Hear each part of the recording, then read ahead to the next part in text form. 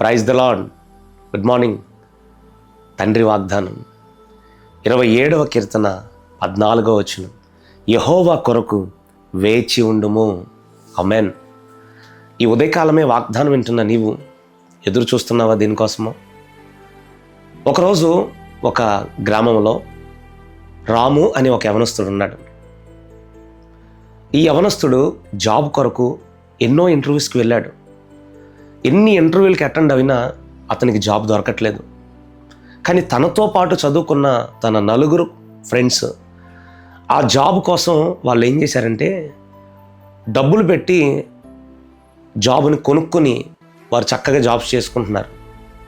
కానీ ఇతను మంచి మెరిట్ స్టూడెంట్ అయిన ఈ రాము, ఈ వ్యక్తి ఎన్ని ఇంటర్వ్యూస్కి వెళ్ళినా అతనికి జాబ్ ఇవ్వట్లా. ఎందుకంటే ధనము తన దగ్గర లేదు.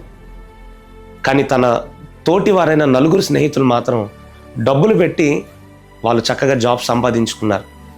తండ్రి దగ్గరికి వచ్చి కుమారుడు అంటున్నాడు, నాన్న, నా 4 ఫ్రెండ్స్ డబ్బులు పెట్టి వాళ్ళు జాబ్ సంపాదించుకున్నారు, మరి నాకు కూడా డబ్బులు ఇస్తే నేను సంపాదించుకుంటా.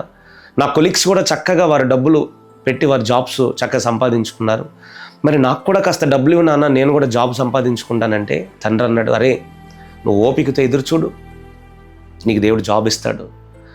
డబ్బులు పెట్టి కాదురా, నేను నిన్ను చదివించా, నా కష్టార్జితం చేత నేను నిన్ను చదివించా, కాబట్టి ఖచ్చితంగా దేవుడు నీకు జాబ్ ఇస్తాడు. ఎదురు చూడు, ఓపికతో ఎదురు చూడు.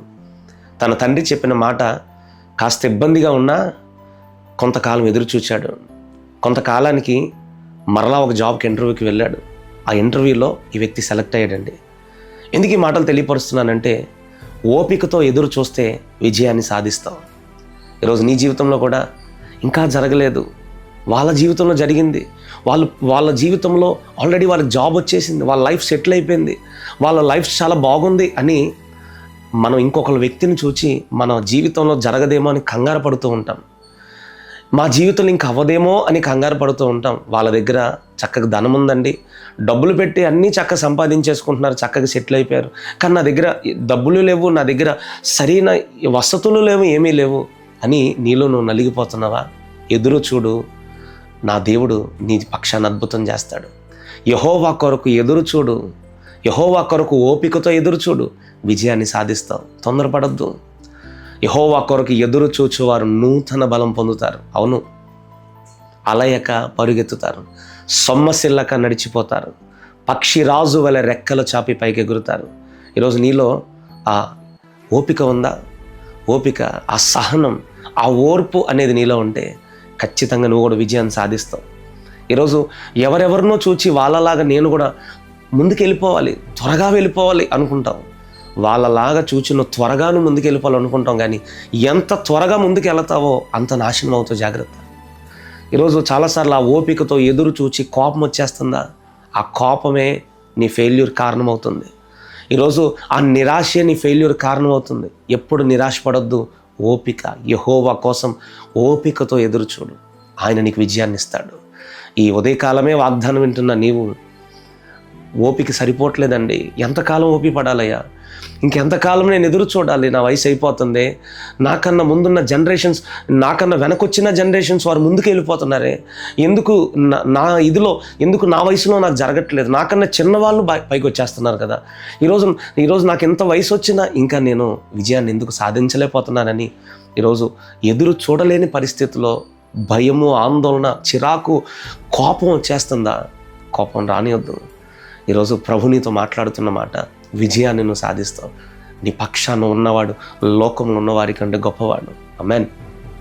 నీ పక్షాన ఉన్నవాడు గొప్ప దేవుడు. బైబిల్లో అబ్రహాము మనకు కనిపిస్తాడు. దేవుడు అబ్రహాముకి వాగ్దానం ఇచ్చినప్పుడు అతనికి 75 సంవత్సరాలు, కానీ అబ్రహాము జీవితంలో వాగ్దానం నెరవేరటానికి 100 సంవత్సరాలు, అంటే 25 సంవత్సరాలు ఎదురు చూచాడు.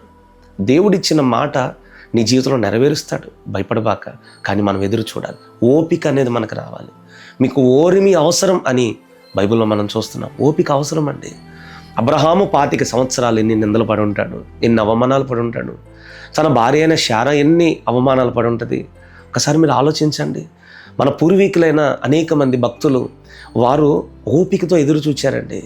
వారు సహనంతో ఎదురు చూచాడు. కానీ ఇప్పుడున్న జనరేషన్ ఆ ఓపిక వారిలో ఉన్నట్ల వెంటనే జరిగిపోవాలి, ఇప్పుడే అయిపోవాలి, మా జీవితంలో ఇప్పుడే అయిపోవాలి. కాదు, ఓపిక. ఎంత ఓర్పు, ఎంత ఓపికతో ఎదురు చూస్తావో అంత బ్లెస్సింగ్ నీ ముందు దేవుడు ఉంచాడు, అంత స్థిరత్వం నా ప్రభు నీకు ఇస్తాడు. ఈరోజు ఓపిక, యెహోవా కోసం ఓపికతో ఎదురు చూడు, నువ్వు విజయాన్ని సాధిస్తావు. నువ్వు అపజయంలోనికి వెళ్ళావు, విజయంలోనికి దేవుడు నేను తీసుకువెళ్తాడు. ఎందుకంటే నీవు నమ్మిన దేవుడు గొప్ప దేవుడమ్మా, నువ్వు ఆరాధిస్తున్న దేవుడు గొప్ప దేవుడమ్మా. నిరాశ రానియొద్దమ్మా, దిగులు రానియొద్దమ్మా. యెహోవా కొరకు ఎదురు చూడు, ఓపికతో ఎదురు చూడు. నా దేవుడి వాగ్దానం నీ జీవితంలో నెరవేర్చును కాక. ఆమేన్. ప్రార్థన చేద్దామా. మహాపరిశుద్ధుడా, ప్రేమ స్వరూపిన మంచి యేసయ్య, నీ పరిశుద్ధ ఘనమైన నామానికి స్తోత్రములు. యెహోవా కొరకు ఓపికతో ఎదురు చూడని నీ వాక్యం సెలవిచ్చావయ్యా. ఈ వాగ్దానం బిడ్డల జీవితంలో మీరు నెరవేర్చండి. అవునయ్యా, అనేక మంది ధనమును బట్టి పైకి రావచ్చు, అనేక మంది బలాన్ని బట్టి పైకి రావచ్చు, కానీ మాకు ఎవరూ లేకపోవచ్చు, కానీ నువ్వు మాకున్నావయ్యా. మా బలము నీవే, మా అతిశయము నీవే. కాబట్టి ప్రభువా, నీ ఎదుట మేము ఓపికతో ఉంటే మేము విజయాన్ని సాధిస్తామన్నాం. ఈ వాగ్దానం ప్రభువా నా జీవితంలో నెరవేర్చి నేను కూడా విజయాన్ని సాధించి నీ కొరకు నిలబడే శక్తిని నాకు దయచేయమని యేసుక్రీస్తు పరిశుద్ధ నామమున ప్రార్థించి వేడుకుంటున్నాం తండ్రి. ఆమేన్.